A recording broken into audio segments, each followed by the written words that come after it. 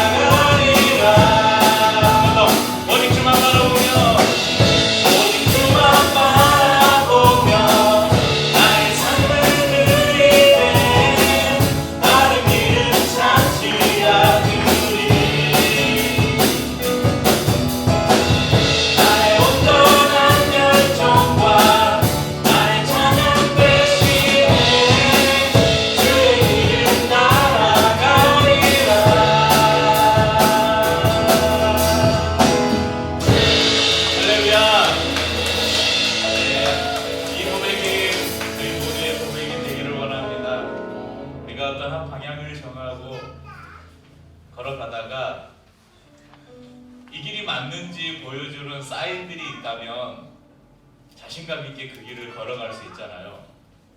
우리가 또 목적지를 정하고 우리 뭐 등산을 하든지 여행을 하든지 내가 어디를 가려고 목적지를 정해서 그곳으로 가고 있는데 중간에 이정표가 몇 미터 남았다 이렇게 확실하게 보여지는 게 있으면 뭔가 믿음을 가지고 확신을 가지고 갈 수 있잖아요.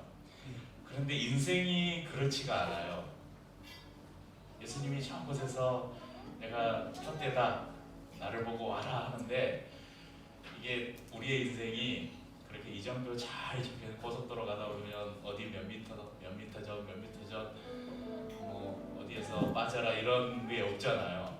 또 그 길을 가는 것을 방해하는 얼마나 많은 방해 세력들이 있어요. 사단이 허심탄탄 우리로 하여금 그 길을 벗어나게 만들려고 얼마나 많이 유혹해요. 그래서 마치 가짜 표지판 만들어 놓고 목적지에 이제 한 100m 남았습니다 했는데 100m 갔는데 없어요.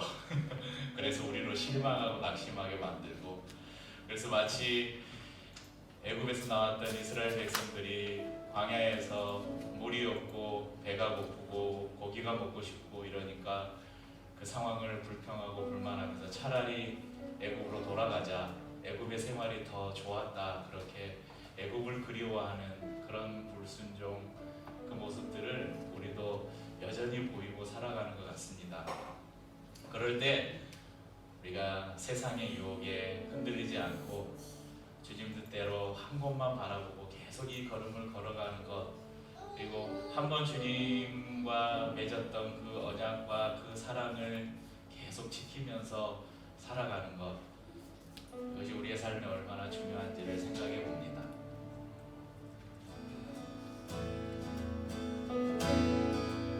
주님 뜻대로 살기로 했네. 주님 뜻대로 살기로 했네. 주님 뜻대로 살기로 했네. 뒤돌아서지 않고 뒤돌아서지 않겠네. 아멘. 뒤돌아서지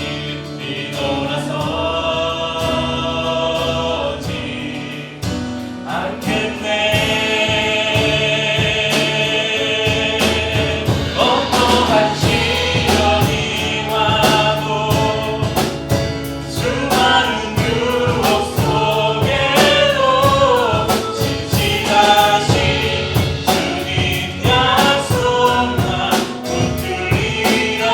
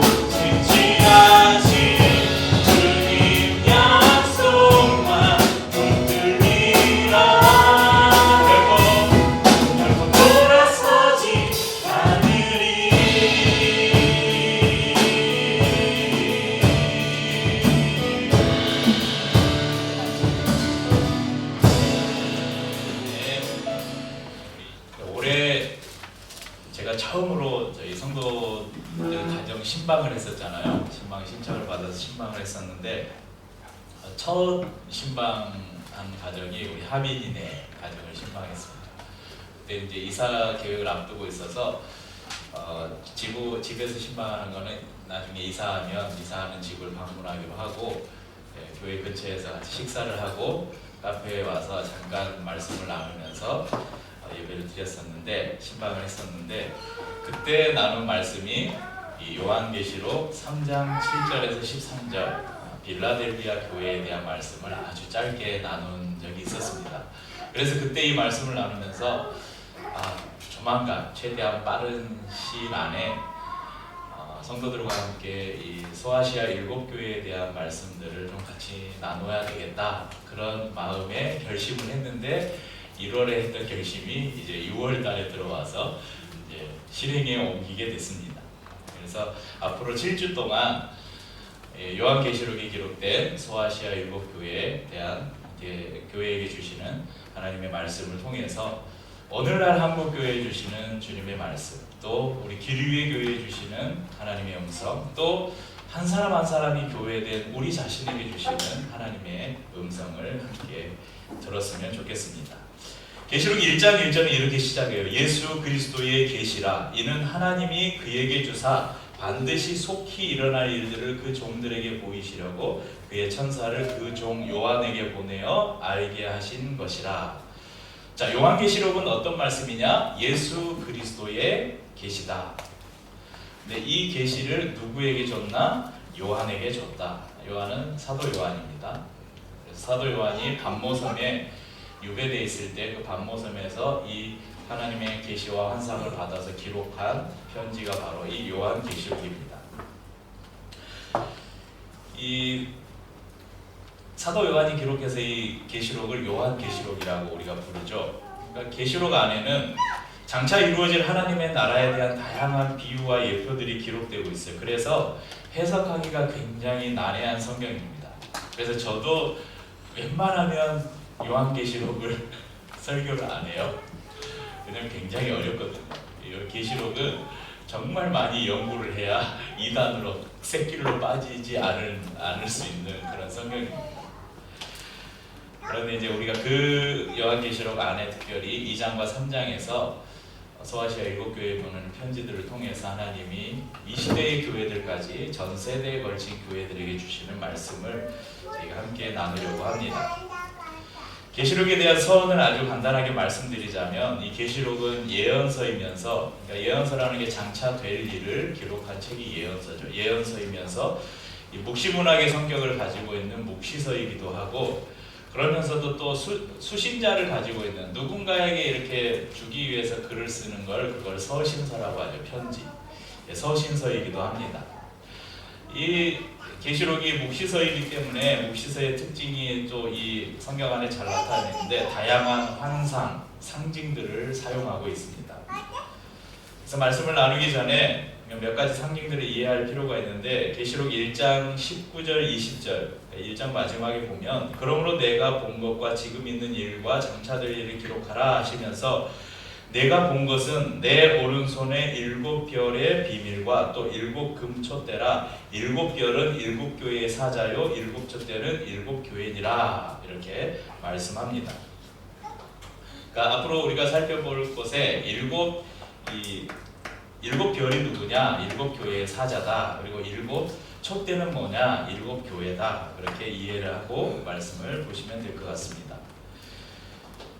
이 7교회는 위치가 어디냐면 이제 터키, 이제 지금은 튀르키예라고 부르잖아요. 튀르키예에 위치한 소아시아 지역에 위치한 에베소, 서머나 여기 보시면 오늘 제가 여러분 예배 안내 포스터에 사용한 이 배경 그림에 이렇게 나와 있어요. 제일 왼쪽 밑에 보면 이제 영어로 써 있어서 지금 부르는 지명 그 영어 표현으로 돼 있어서 저렇게 되어 있는데 제일 밑에서부터 위로 에베소, 서머나, 버가모 오른쪽으로 가서 저기가 어디죠? 두아디라, 사데, 필라델비아, 라오디게아 이렇게. 그러니까 편지 수신자가 아마 반모섬이 위치가 이쪽에 있어요. 여기 있는데 이제 아마 편지를 써서 그 편지를 받아서 에베소에 도착한 다음에 이렇게 교회들의 편지를 전했을 것이다. 그렇게 예상을 해봅니다. 근데 왜 하필 7교회였을까? 저기에 교회가 7개밖에 없었을까? 이제 자주 이야기 드렸잖아요. 7은 성경에서 완전수라고 하죠. 하나님의 수가 이 7입니다. 7, 7. 사람의 수는 10이 완전수잖아요. 근데 하나님의 수에서는 7이 완전수입니다. 그래서 이 7교회라는 것은 당시 이 성경이 기록될 당시에 있던 모든 교회, 그리고 그 교회뿐만 아니라 장차 이 땅에 세워질 모든 교회, 그리고 교회가 단지 조직된 건물로 만들어진 교회뿐만 아니라 오늘날 우리는 교회를 어떻게 이해해요? 예수 그리스도를 마음에 품은 한 사람 한 사람이 우리가 교회라고 그렇게 말하죠. 그러니까 우리 모두에게 주시는 하나님의 말씀이다, 예언이다, 그렇게 이해하시면 될 것 같습니다.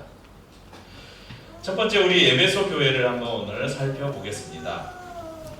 이 에베소 지역은 위치에서도 알 수 있겠지만 로마 통치 시대의 아시아를 관할하는 수도였습니다. 상업과 무역과 교통과 문화의 중심지였고요. 이곳에는 세계적인 불가사의라고도 말하는 이 아르테미스, 아데미 신전, 거대한 아데미 신전이 있었을 만큼, 또 여러분 당시에는 이렇게 뭔가 도시가 형성되고 문화가 발달하면 그곳에는 항상 뭐가 있었어요? 우상 숭배, 신전들이 많이 있었죠. 사도 바울은 3차 전도 여행 때 이 3년간 에베소 지역에 머물면서 복음을 전했고 그곳에 교회를 세웠습니다. 그리고 후에는 우리가 잘 아는 디모데가, 사도 바울이 정말 사랑했던 제자 디모데가 이곳에서 목회를 했습니다. 에베소 교회를 한 문장으로 표현하자면 정통파 교회, 그렇게 표현할 수 있습니다. 그러니까 유서 깊은 신학적 전통을 가지고 있었고 거짓과 이단 사상을 분별할 수 있는 좋은 성경 교육 프로그램, 성경에 대한 지식과 가르침이 뛰어난 교회였습니다. 겉으로 볼 때 에베소 교회는 칭찬받아 마땅한 교회였습니다. 그래서 오늘 본문에도 보면 칭찬이 먼저 기록되어 있잖아요. 2장 2절에서 3절 말씀 한번 같이 읽어볼까요? 내가 내 행위와 수고와 내 인내를 알고 또 악한 자들을 용납하지 아니한 것과 자칭 사도라 하되 아닌 자들을 시험하여 그의 거짓된 것을 내가 드러낸 것과 또 내가 참고 내 이름을 위하여 견디고 게으르지 아니한 것을 아노라. 6절 한번 보시겠어요? 같이 읽죠. 오직 내게 이것이 있으니 내가 니골라당의 행위를 미워하는도다. 나도 이것을 미워하노라. 여러분, 에베소 교회는 이단을 배격하기 위해 열심히 수고했다고 기록하고 있습니다. 이는 말씀을 통해서 이단을 분별했고 그 이단과 거짓 교사들, 거짓 선지자들이 교회에 들어오지 못하도록 말씀을 통해서 가르쳤을 뿐만 아니라 그런 이단들이 들어왔을 때 그들과 대적하고 싸워서 이겼다는 것입니다. 그래서 그들을 물리쳤다는 것이죠. 또 니골라당의 행위를 미워했다. 이 니골라당은 당시에 그러니까 헬라 문화, 당시 그리스 문화와 새롭게 들어온 기독교 문화를 이렇게 교묘하게 짬뽕해가지고 두 가지를 다 할 수 있게, 그러니까 우상 숭배도 하고 여러 그 음란한 행위들을 조장하는, 그것을 수용하고 인정하는 그런 이단 가르침이었어요. 그것을 미워하고 배척했다, 그렇게 칭찬하고 있습니다. 또한 예수님의 이름을 인하여 받는 고난에 인내했고 또한 부지런했다고 칭찬했습니다. 그럼 이렇게 보면 에베소 교회는 꽤 괜찮은 교회 아닙니까? 소위 평균 이상은 하는 교회였습니다. 그런데 주님이 보시기에 이 에베소 교회 안에 결정적인 아쉬움이 하나 있었어요. 근데 이 아쉬움이 칭찬받는 모든 것을 무너뜨려 버릴 수 있는 그런 아쉬움이었어요. 그게 뭐냐면 바로 4절에 처음 사랑을 버렸느니라. 그러나 너를 책망할 것이 있나니 너의 처음 사랑을 버렸느니라, 이렇게 말씀합니다. 이 사랑은 남녀 간의 사랑을 표현하는 에로스의 사랑도 아니고 친구 간의 우정을 말하는 필레오의 사랑도 아니고 바로 하나님으로부터 오는 무조건적인 사랑, 이 아가페라고 말하죠. 아가페의 사랑을 말합니다. 믿는 자가 마땅히 가져야 할 실천적인 그리스도의 사랑의 행위들을 가리킵니다. 그럼 제가 여러분 주님을 사랑하십니까? 여러분 아멘 하시잖아요. 여러분 사랑하시죠. 그런데 오늘 기록된 사랑은 또 그런 사랑하고는 좀 달라요. 이 사랑은 여러분 한번 떠올려 보십시오. 어떤 사람은 극적인 체험을 할 수도 있고 어떤 사람은 아주 자연스럽게 그냥 스며들듯이 체험을 할 수도 있었을 건데, 여러분 예수님을 처음 만났을 때, 예수님을 내가 처음 인격적으로 만나고 그 구원의 감격이 너무 컸을 때, 그걸 이제 우리가 첫사랑이라고 하잖아요. 그 사랑을 말하는 거예요. 그때 그 내 안에서 솟아났던 하나님의 또 사람들을 향한 정말 순수하고 진지하고 열정적이었던 사랑의 감정과 행위들을 바로 이 오늘 처음 사랑을 버렸느니라, 이 사랑에 담고 있습니다. 그리고 에베소 교회도 처음에 이 사랑을 가지고 있었을 것입니다. 하나님을 사랑하는 마음으로 거짓 사도들의 이 거짓 진리로부터 교회를 보호하기 위해서 싸웠고, 형제를 향한 사랑의 행위 또한 넘쳤을 것입니다. 그런데 시간이 지나면서 이 사랑이 식어졌고, 이 사랑이 형식적이고 이 열정은, 사랑은 식어지고 그들의 열정과 실천력은 약화되었습니다. 결국 에베소 교인들은 이 사랑과 생명력이 사라진, 그래서 이걸 형식적인 교회, 정통적인 교회, 어찌 보면 율법주의적인 교회, 그런 교회가 되고 만 것입니다. 주님께서 에베소 교회가 행했던 진리를 수호하고 선행과 부지런함으로 사람들을 섬긴 것, 그러니까 주님이 칭찬한 것들이 있잖아요. 이것이 필요 없다는 말씀이 아니에요. 그런데 이 모든 것들 안에 사랑이 빠져버린다면 그것은 의미 없는 것이 될 수 있다, 이렇게 말씀하고 있는 것입니다. 이 에베소 교회를 통해서 한국 교회와 또 저희 교회와 우리 자신을 비춰보기 원합니다. 처음 여러분 한국 땅에, 그때는 이 조선 땅에 복음이 들어왔을 때 우리 믿음의 조상들은 얼마나 순수했습니까?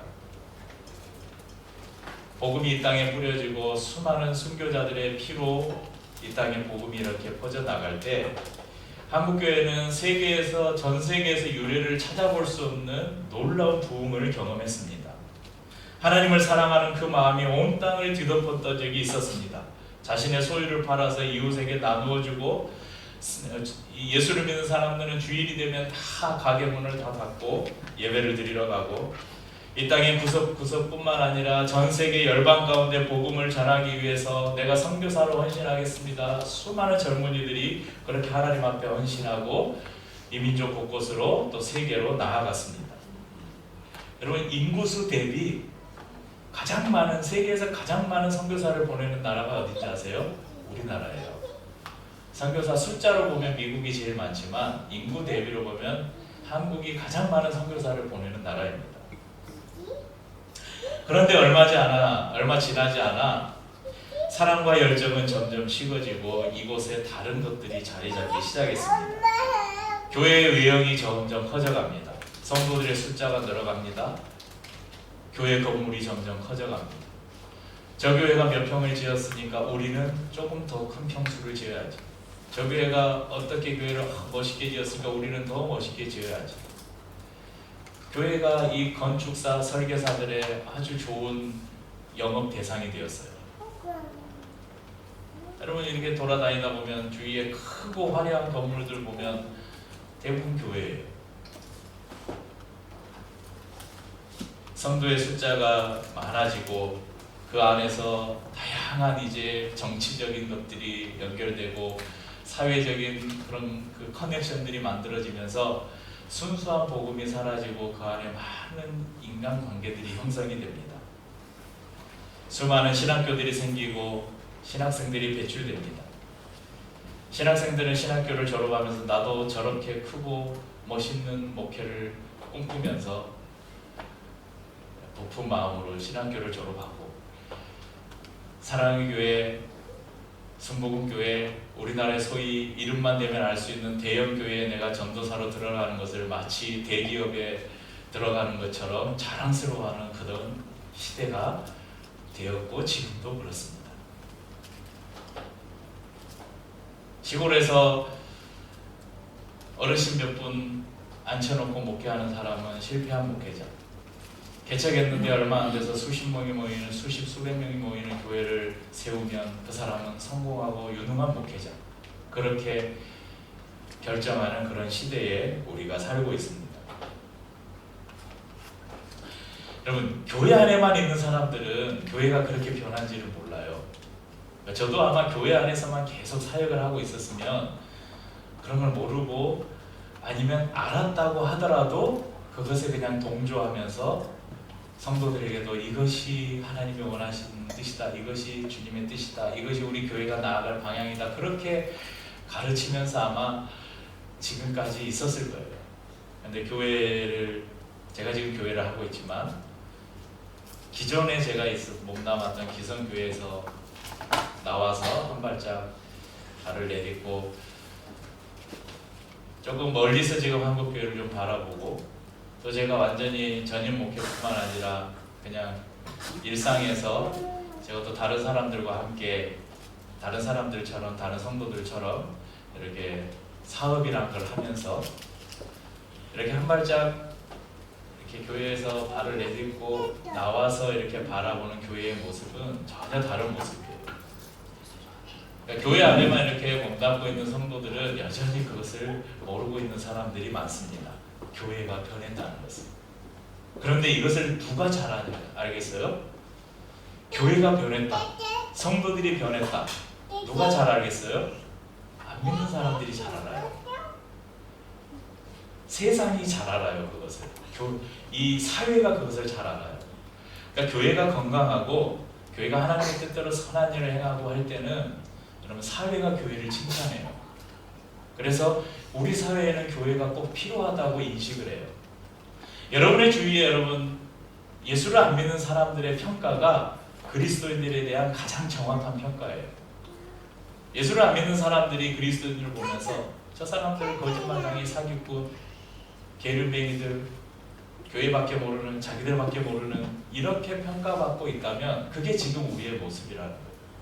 그러니까 어떤 평가가 주를 이루고 있는지 한번 보세요. 여러분 주위에 예수를 안 믿는 사람들에게 교회 다니는 사람들은 정말 신실해, 교회 다니는 사람들은 정말 정직하고 정말 열심히야, 교회 다니는 사람들은 정말 자기를 희생하고 헌신해서 다른 사람들을 도와주는 사람들이야, 그래서 저 사람은 정말 우리 조직에서, 우리 동네에서, 우리 사회에서 정말 필요한 사람이야, 그렇게 여러분 평가받고 있습니까?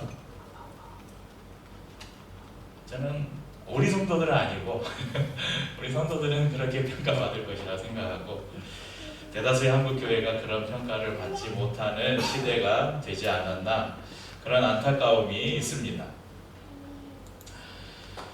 우리는 정말 멋있고 외형적으로 크고 화려하고 멋있는 교회를 세우고 정말 탄탄한 교리를 가르치고 그런 성경 공부 프로그램을 가진 그런 교회가 건강한 것으로 우리가 착각하며 살았습니다. 그런데 시간이 지나면서 정작 중요한 사랑을 잃어버린 거예요.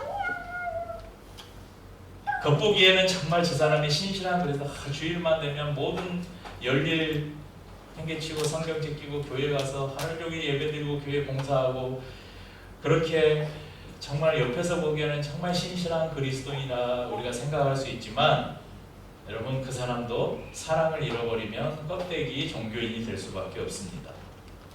그렇다면 교회로 하여금, 성도로 하여금 이 첫사랑을 빼앗아가는 것이 무엇일까? 저는 요한일서 2장 15절 16절 말씀에서 좀 이 답을 찾아봤습니다. 한번 찾아볼까요?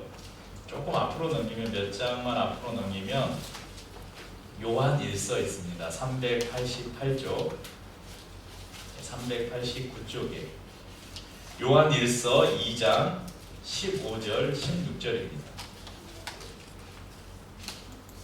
389쪽에 있습니다. 요한일서 2장 15절 16절 함께 읽죠. 이 세상이나 세상에 있는 것들을 사랑하지 말라.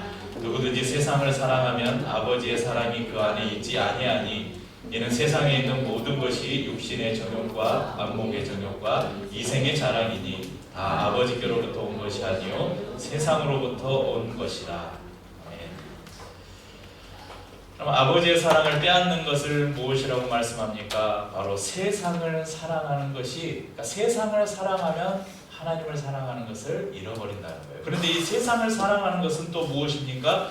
육체의 정욕과 안목의 정욕과 이생의 자랑이라고 이야기합니다. 여러분 이것을 한번 제가 정리를 해놨는데요. 육체의 정욕. 그러니까 가서 우리가 피곤하면 졸린다 이런 게 아니에요. 우리 안에 있는 죄성으로 말미암아서 나타나는 모든 육체적인 그런 행위들, 그것을 우리는 육체의 정욕이라고 말할 수 있습니다. 안목의 정욕, 선과 악을 바라보는 시각인데, 여러분 우리는 인간은 가장 인간이 자극받는 것은 바로 이 시각적인 거예요. 눈으로 보는 것. 그래서 눈으로 보는 것을 통해서 우리는 수많은 즐거움을 찾아다닙니다. 세 번째는 이생의 자랑입니다.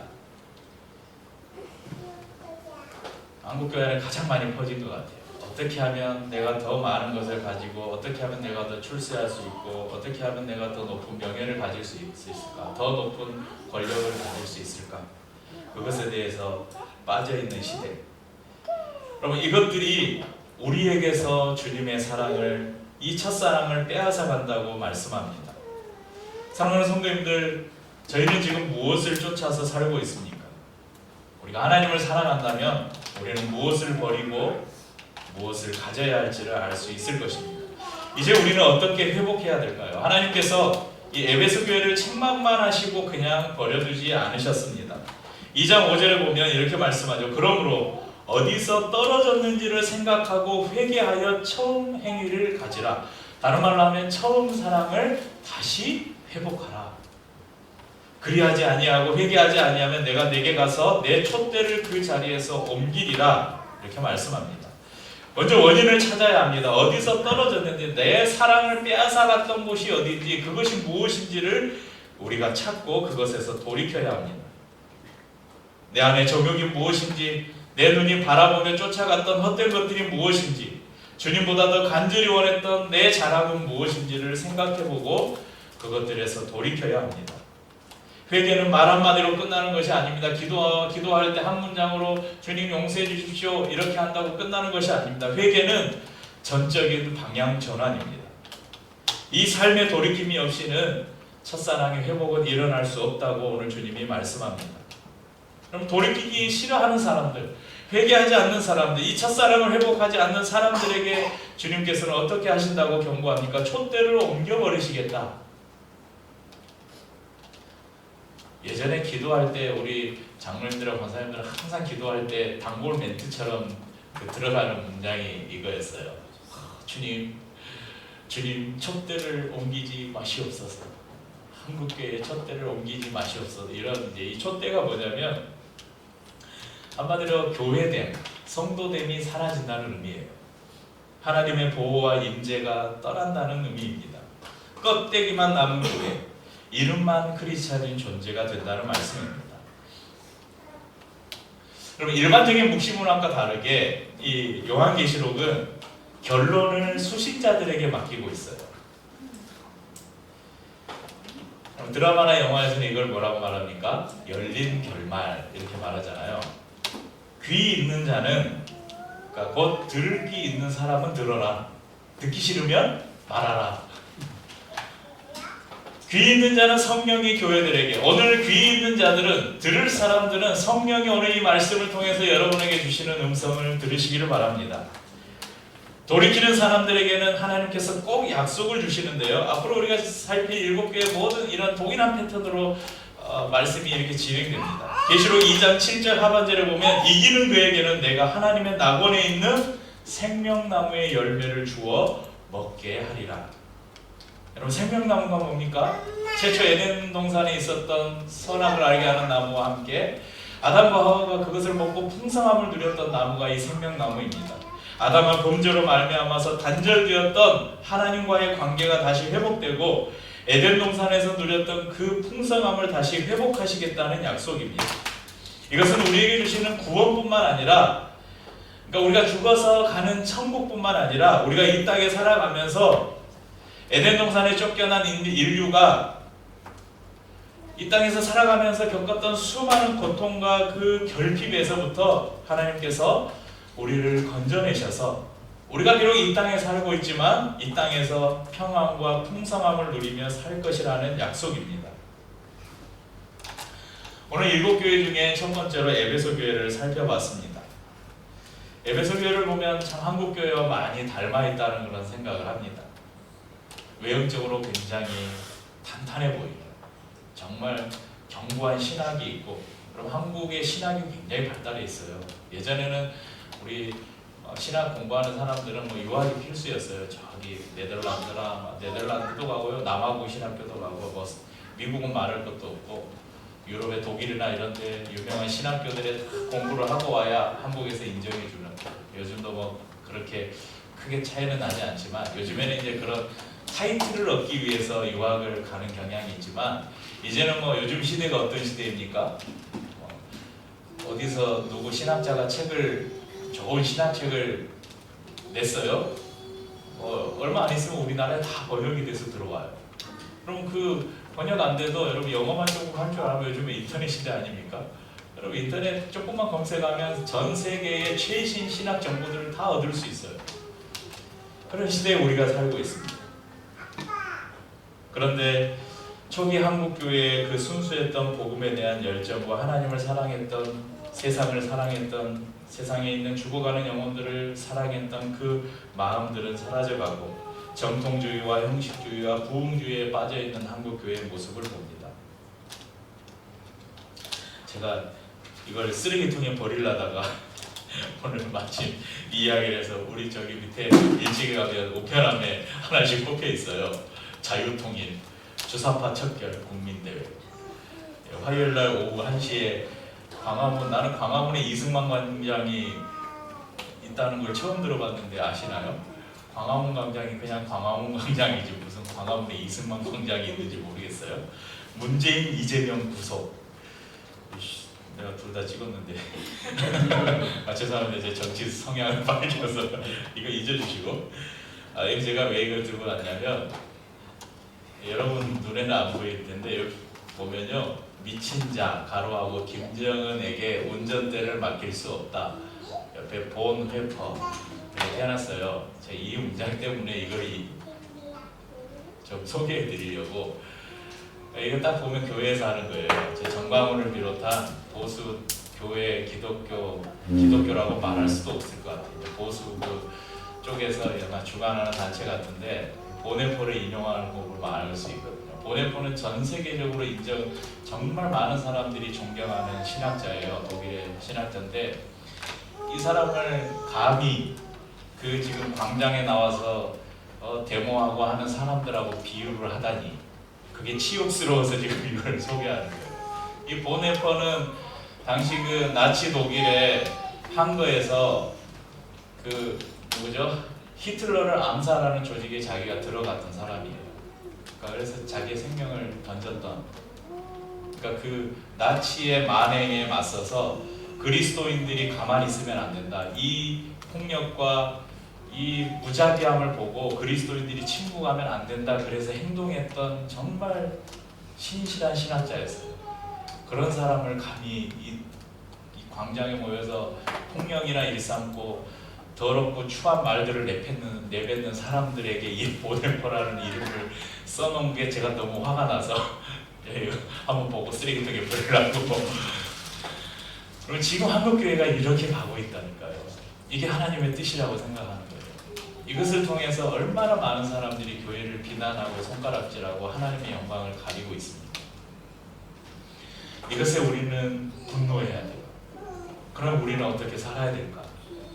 여러분, 다시 한번 구호 하나 여러분에게 소개하고, 모이자, 싸우자, 이기자. 어디 성경에 예수님이 모여서 싸워서 이기라고 그랬어요? 지금 이 사람들이 싸워서 이기려는 존재가 누구예요? 사단이에요? 문재인, 이재명이라고 하는 거예요. 민주당이라고 하는 거예요.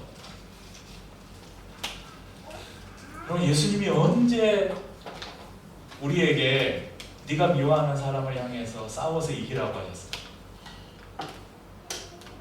원수까지 사랑하라 그랬잖아요. 누군가 네 오른편 뺨을 때리면 왼편 뺨을 대주고, 오리로 너를 억지로 오리를 가게 하면 흰니를 같이 봐주고, 너의 겉옷을 달라 하면 내 속옷까지 벗어주라고 그랬잖아요. 그런 주님께서 그런 사랑을 우리에게 보여주셨는데 왜 이런 일들이 일어난 것 같아요? 일어난 것 같아요. 이 사랑을 우리가 잃어버린 거죠. 그러니까 정통주의와 형식주의와 이 꽉 짜여있는, 왜냐하면요, 그 신학적으로 보면 보수적인 신학에서는 공산주의를 적으로 이야기해요. 그러니까 독재잖아요. 그러니까 이게 우상화거든요. 그러니까 북한의 김정은 정권은 한 사람을 개인을 신처럼 우상화하잖아요. 그러니까 이게 적그리스도라는 거예요. 반그리스도적이라는 거예요. 그러니까 때려 죽여야 된다는 거예요. 근데 그건 맞아요. 한 사람을 신격화하고 우상화하는 것은 분명 기독교하고는 맞지 않는, 적대시하는 걸 맞죠. 그런데 그것을 해결하는 방식이 잘못됐다는 거예요. 그러니까 우리 안에 그리스도의 사랑이 있다면, 한국교회 안에 그리스도의 사랑이 충만하다면 결코 이런 방식으로 그렇게 행동하지 않죠. 이것은 정치적으로, 이념적으로 교회라는 것을 신앙이라는 것을 이용해서 자신들의 욕심을 채우려는, 한마디로 거짓 선지자들, 이단들의 속셈에 교회가, 성도가 다 넘어가고 있다는 것입니다. 사랑하는 성도님들, 하나님은 이런 절망의 상황 속에서 우리를 버려두지 아니하시고 우리에게 소망을 주시는 분이십니다. 계시록의 예언의 말씀은 살아서 오늘도 저와 여러분에게 이 소망을 이야기해 주고 있습니다. 듣고 돌이킬 것인가, 아니면 사랑이 없는 껍데기 신앙으로 살 것인가를 선택하도록 우리에게 선택권을 주고 있습니다. 오늘 들을 게 있는 우리 성도님들은 오늘 성령께서 이 말씀을 통해서 여러분에게 주시는 말씀을 듣고, 하나님, 내가 이 첫사랑을 회복하겠습니다. 그리고 그 사랑을 잃어버리지 않도록, 빼앗기지 않도록 늘 간직하며 살겠습니다. 그런 결단이 있는 성도님들 되시기를 주님의 이름으로 축복합니다. 이렇게 우리 찬양하고 성찬을 나누도록 하겠습니다. 우리에겐 소원이 하나 있네. 주님 다시 오실 그날까지 우리 가슴에 새긴 주의 십자가 사랑, 나의 교회를 사랑케 하네. 교회를 향한